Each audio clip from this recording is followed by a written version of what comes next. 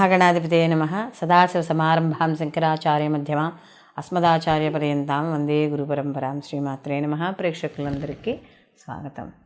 2024 సంవత్సరంలో మనకి రవి శనులు ఇద్దరూ కూడా ఒకే రాశిలో కలవడం అనేది జరుగుతోంది.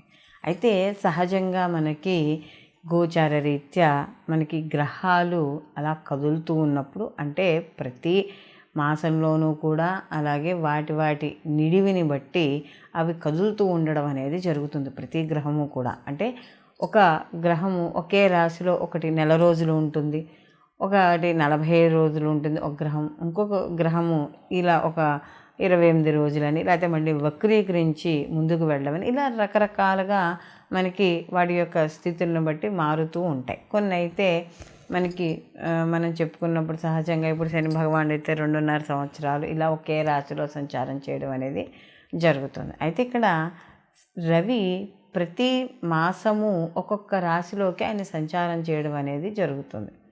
అలాంటప్పుడు ఈ యొక్క శని భగవానుడు కుంభరాశిలో తన స్వక్షేత్రంలో మూల త్రికోణ స్థానంలో ఉండంగా, రవి కూడా ఈ 2024 ఫిబ్రవరి మాసంలో మనకి రవి కూడా అక్కడికి ప్రవేశించడం అనేది జరుగుతుంది. ఫిబ్రవరి 14వ తారీఖు నుండి ఒక నెల రోజుల పాటు ఇంచుమించు, అంటే మార్చి 13వ తారీఖు వరకు కూడా ఆయన అక్కడే సంచారం అనేది జరుగుతుంది. అయితే ఇక్కడ రవి శనులు ఇద్దరూ కూడా శత్రువులు, తండ్రి కొడుకులైనా కూడా రెండు విరుద్ధ గ్రహాలుగా మనం చెప్పడం అనేది జరుగుతుంది.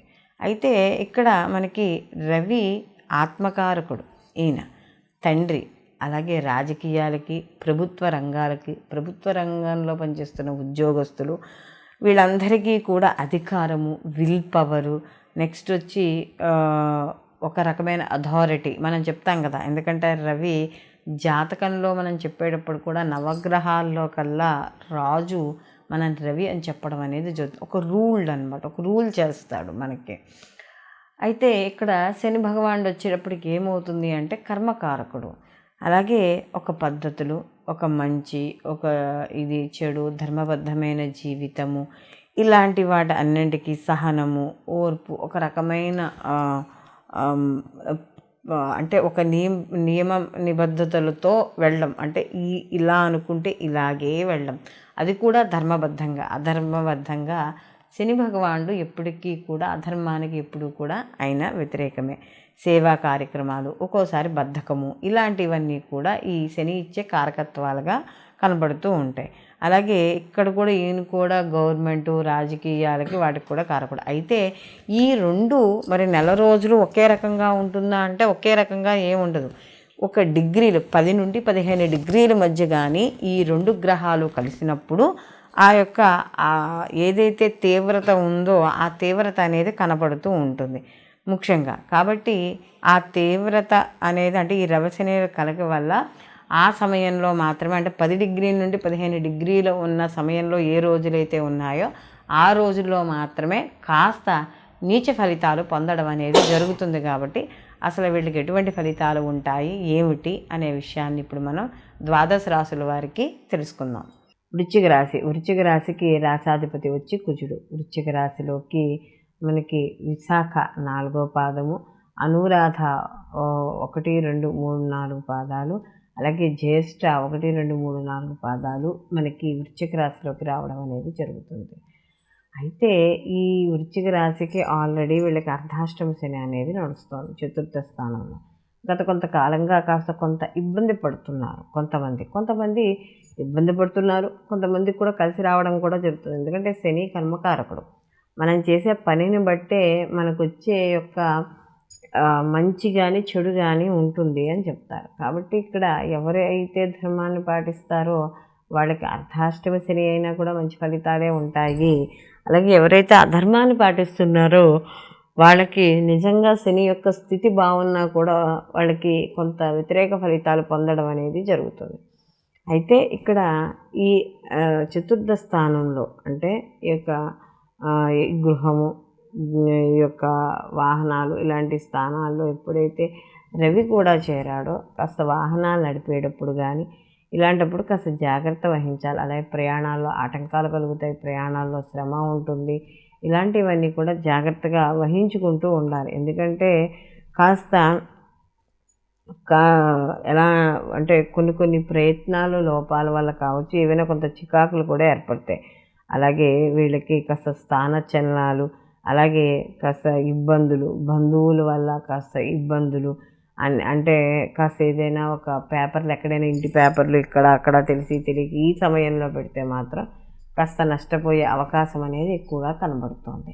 అలాగే ఈ యొక్క చతుర్థ స్థానంలో రవి శనుల యొక్క కలయిక వల్ల ముఖ్యంగా ఈ యొక్క ఏదైనా గృహము రిపేర్లు చేయించేటప్పుడు వాటిలప్పుడు కొద్దిగా జాగ్రత్త వహించండి. అలాగే వీళ్ళు ఈ రాశి వాళ్ళు కానీ చూసుకున్నప్పుడు ఈ వృశ్చిక రాశి వాళ్ళకి ఈ అర్ధాష్టమ శనితో పాటు ఈ అర్ధాష్టమ రవి యొక్క ప్రభావం కూడా ఉంటుంది. కాబట్టి తప్పనిసరిగా వీళ్ళు ఆరోగ్య విషయాల్లో జాగ్రత్త వహించాలి. అలాగే వీళ్ళు సమయపాలనతో నిద్ర, తిండి కూడా చూసుకుంటూ ఉండాలి. లేకపోతే అనారోగ్య సమస్యలకు అయ్యే అవకాశం అనేది వీళ్ళకి కనబడుతుంది. అయితే వీళ్ళు మరిన్ని మంచి ఫలితాలు పొందడానికి వీళ్ళు ప్రతి నిత్యము కూడా ఇక్కడ వీళ్ళు శివారాధన చేసుకుంటూ ఉండడం, ప్రతిరోజు సంధ్యా సమయంలో శివునికి ఆవునేతితో దీపం పెట్టి రోజు 11 ప్రదక్షిణాలు చేసుకురావడం ద్వారా మరిన్ని మంచి ఫలితాలు పొందడం అనేది జరుగుతుంది. అలాగే ఈ యొక్క రాశి వాళ్ళు ఈ పారే నదిలో కొబ్బరికాయను కానీ అలాగే బొగ్గులు కానీ వదిలి నమస్కారం చేయడం ద్వారా కొంత ఏవైతే ప్రతికూల ఫలితాలు ఉన్నాయో, ఈ గ్రహాల యొక్క కలయిక, వీక్షణలు, వీటి వల్ల ఏవైతే ఉన్నాయో వాటి ద్వారా తొలగడం అనేది జరుగుతుంది.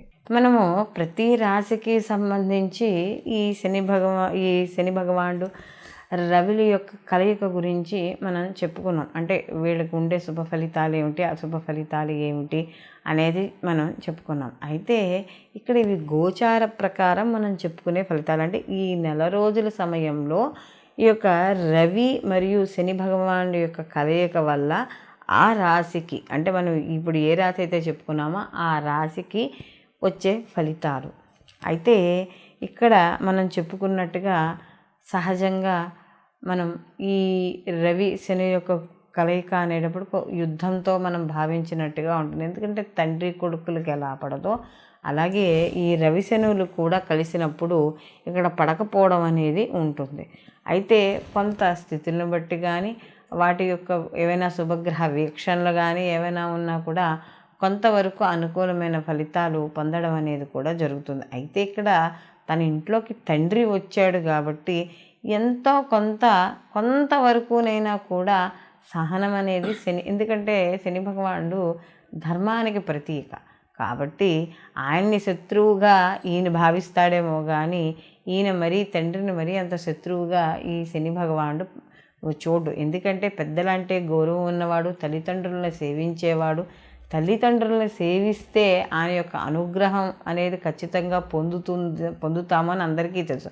అలాంటి శని భగవానుడికి తన యొక్క ఇంట్లోకి సూర్యుడు రవి వచ్చినప్పుడు కొంతవరకు అనుకూలమైన ఫలితాలు ఉన్నప్పుడు ఉండడం అనేది జరుగుతుంది.